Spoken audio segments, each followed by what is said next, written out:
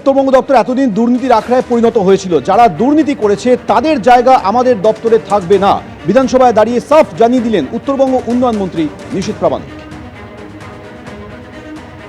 এই সদনে দাঁড়িয়ে বলতে পারি উত্তরবঙ্গ উন্নয়ন দপ্তর এতদিন পর্যন্ত সেখানে দুর্নীতির আখড়া হয়ে দাঁড়িয়েছিল এবং আমি দায়িত্ব নেবার পরে মাননীয় মুখ্যমন্ত্রীর নির্দেশে 122টি এমন এজেন্সি আছে যাদেরকে শোকজ করা হয়েছে এবং ব্ল্যাক লিস্টেড করা হয়েছে।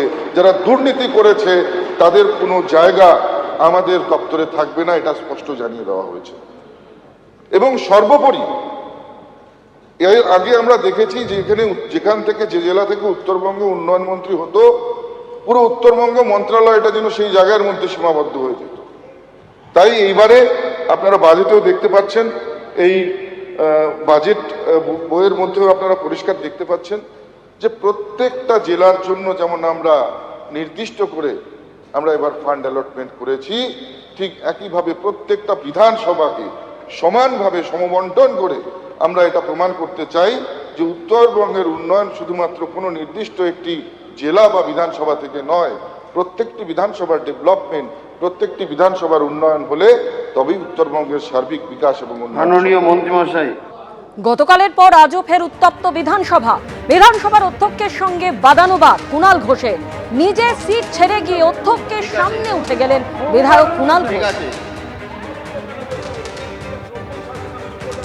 আপনি বসুন, আপনি বসুন, আপনি বসুন।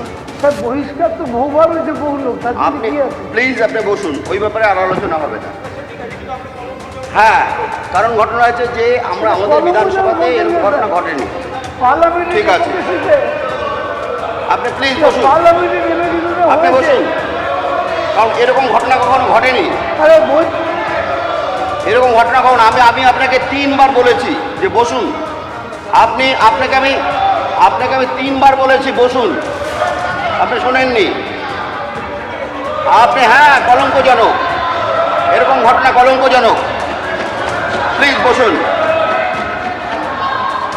মহা মুশকিল। আমি আপনাকে 3 বার রিকোয়েস্ট করেছি যে আপনি বসুন, আপনি ওখানে গিয়ে ধাক্কাধাক্কি করা শুরু করেছেন। না না,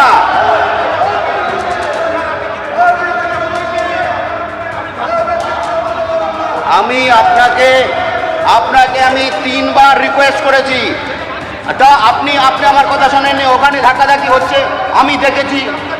হ্যাঁ, এই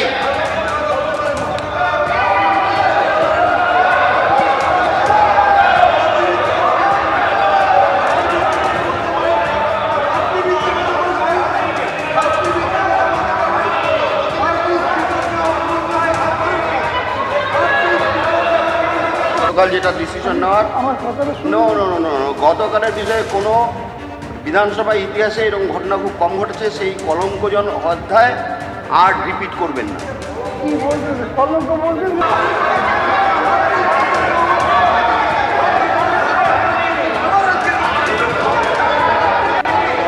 এক মিনিট,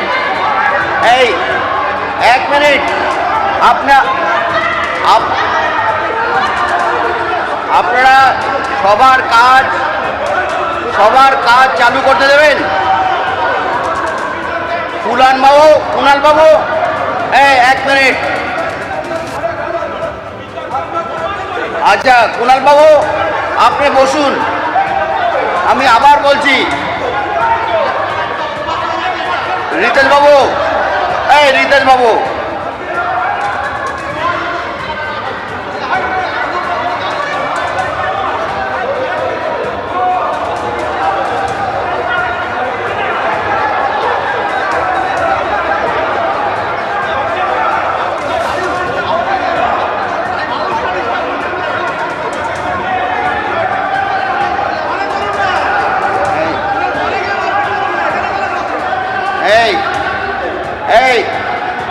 আচ্ছা শোভনবাবু বসুন, আমাকে সবার কাজ পরিচালনা করতে দিন। আবার ইয়ে হচ্ছে, আপনি সবার কাজ পরিচালনা করতে দিন।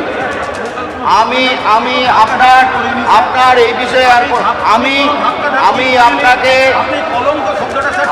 আমি ঠিক বলেছি, না, ঠিক বলেছি। কারণ ঘটনা হচ্ছে একদম আমি ধাক্কাধাক্কি করিনি, আমি কোনো ধাক্কাধাক্কি করিনি। আপনি বসুন, আপনি নিজের হয় না, আমি সেটা আপনার বলি। নিজের জায়গা বসুন, আমি আপনাকে সম্মান করি, আপনি নিজের জায়গায় বসুন। সম্মান করলে পরে আমি আপনাকে বলছি, আপনি শুনছেন না, শুনছি তো। তাহলে বসুন গিয়ে। তাহলে ওই যে কলঙ্ক বললেন, আপনি আপনি ওখানে বসুন গিয়ে। আপনি কলঙ্কটা স্যার প্রত্যাহার করেন। আমি বলছি আপনি আমি বসুন কলঙ্ক করি না, না। আপনাকে কলঙ্ক করি। Thank you, sir.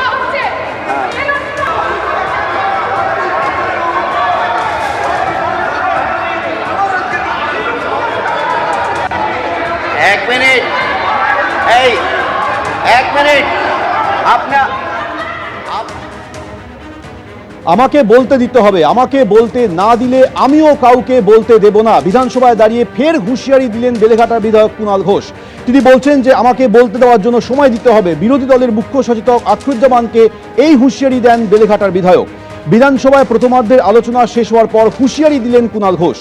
নিজের আসন ছেড়ে উঠে গিয়ে আখরুজ্জামান, সন্দীপন সাহা, ফিরহাদ হাকিমদের পাশে গিয়ে এই হুঁশিয়ারি দেন কুণাল ঘোষ।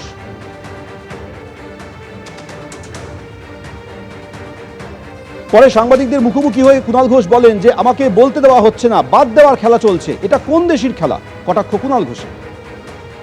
একের পর এক দিন যে ঘটনাগুলো ঘটছে, শিডিউল বক্তব্য শোভনদেব চট্টোপাধ্যায় আমার নাম দিচ্ছেন আর আখরুজ্জামানরা নাম কেটে দিচ্ছেন, অর্থাৎ বলতে দেয়া হচ্ছে না। আর সরকার পক্ষ চাইছে তাঁরা সরকারও চালাবেন আবার বিরোধীও পুষবেন। অর্থাৎ গতকাল আমি তৈরি হয়ে এসেছিলাম পুলিশ বাজেটে বলবো সন্ত্রাস ইত্যাদি, আমায় বলতে দেওয়া হয়নি। আমি যখন জানতে যাই তারপর আমার সঙ্গে দমন পীড়ন হয়েছে, আপনারা দেখেছেন সবাই। আমাকে শেষ পর্যন্ত মার্শালদের টিম দিয়ে বার করে দেওয়া হয়, আটকানো হচ্ছে আমাকে, বাদ দেওয়া হচ্ছে আমার নাম। আমি প্রতিবাদ করতে যাচ্ছি, আমার উপর দমন পীড়ন চলছে। আপনি বলছেন কলঙ্কজনক, কলঙ্ক তো আমাকে বাদ দেওয়ার যে খেলাটা হচ্ছে, চক্রান্তটা কলঙ্কের। তখন আমি কারুর গায়ে, এমনকি কোনো ডেস্কেও আমি স্পর্শ করিনি, কারুর কোনো মাইক স্পর্শ করিনি, কারুর কোনো শরীর স্পর্শ করিনি, উল্টে আমাকে এসে অ্যাটাক করা হয়েছে। আগামীকাল যে পুরো নগর উন্নয়ন দপ্তরের বাজেট আছে, আমার দলের তরফ থেকে শোভনদেব চট্টোপাধ্যায় জানিয়েছেন, তিনি আবার আমার নাম দিয়েছেন এবং আমাকে প্রস্তুত থাকতে বলেছেন। আর অন্যদিকে আখরুজ্জামান শোভনদেব চট্টোপাধ্যায়কে জানিয়েছেন যে কোনো কারোর নাম দিন, আমরা কুণাল ঘোষকে বলতে দেব না। এটা কোন দেশি গণতন্ত্র হচ্ছে? সংসদ চত্বরে সাসপেন্ডেড তৃণমূল সাংসদ কল্যাণ বন্দ্যোপাধ্যায়ের অভিনব প্রতিবাদ। গলায় প্ল্যাকার্ড ঝুলিয়ে একাই দেখালেন বিক্ষোভ। বিজেপির সঙ্গে সংসদে 20 জন গদ্দার রয়েছে, প্ল্যাকার্ডে লিখে গলায় ঝুলিয়ে স্লোগান কল্যাণ বন্দ্যোপাধ্যায়।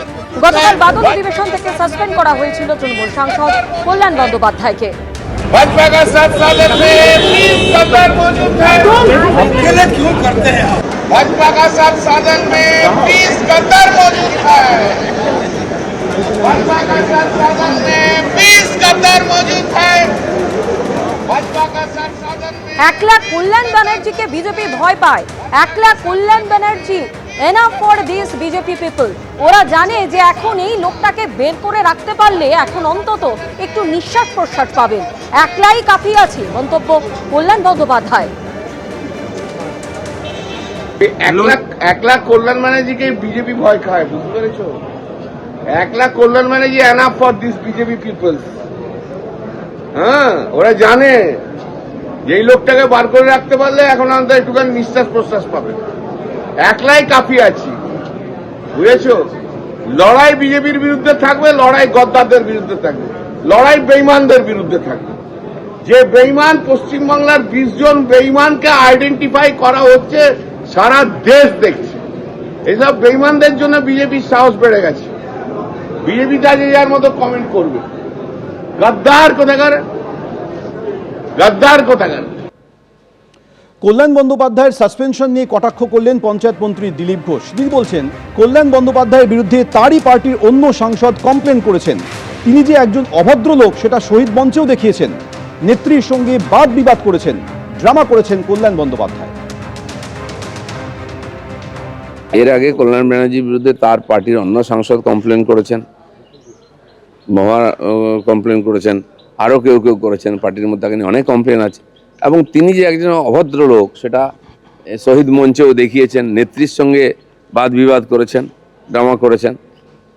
আর বিধানসভায় ঠিক তারই একটি আর কার্বন কপি তৈরি হয়েছে, যাকে চ্যাংদোলা করে বাইরে ফেলতে হচ্ছে।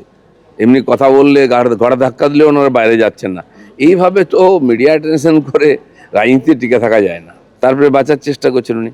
আপনি ভাবুন, একজন ভাষণ দিচ্ছে, কেন তার নাম বলেন, তাকে ডিস্টার্ব করছে।